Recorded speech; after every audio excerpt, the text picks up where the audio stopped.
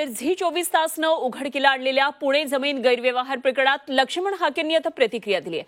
अजित पवारांनी पदाचा गैरवापर केला आहे आणि अजित पवारांनी उपमुख्यमंत्री पदाचा राजीनामा द्यावा अशी मागणी हाकेंनी केली आहे। शीतल तेजवानीला परदेशात पळून जाण्यासाठी हवालाचे पैसे दिलेत असा आरोपही त्यांनी केला आहे।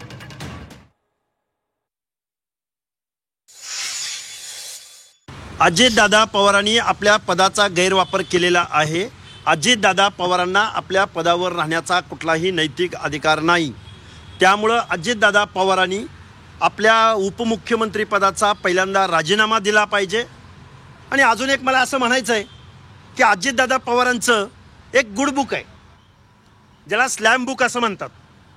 त्या गुडबुकमध्ये अजितदादा पवार या महाराष्ट्रामध्ये पर्यायी शासन चालवतात।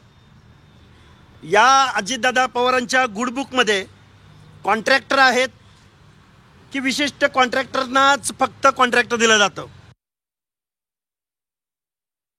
माझा अजितदादा पवारांवरती डायरेक्ट आरोप आहे।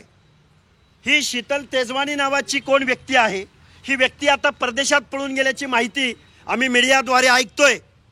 आता ही शीतल तेजवानी जर परदेशात पळून गेल्या असतील आणि अजितदादा पवार म्हणत असतील की या व्यवहारामध्ये आम्ही 1 रुपयाही कुणाला दिला गेला नाही, तर मला वाटतंय की हवालानं पैसे त्या शीतल तेजवानी बरोबर परदेशात गेले का याचाही विचार होणं आवश्यक आहे।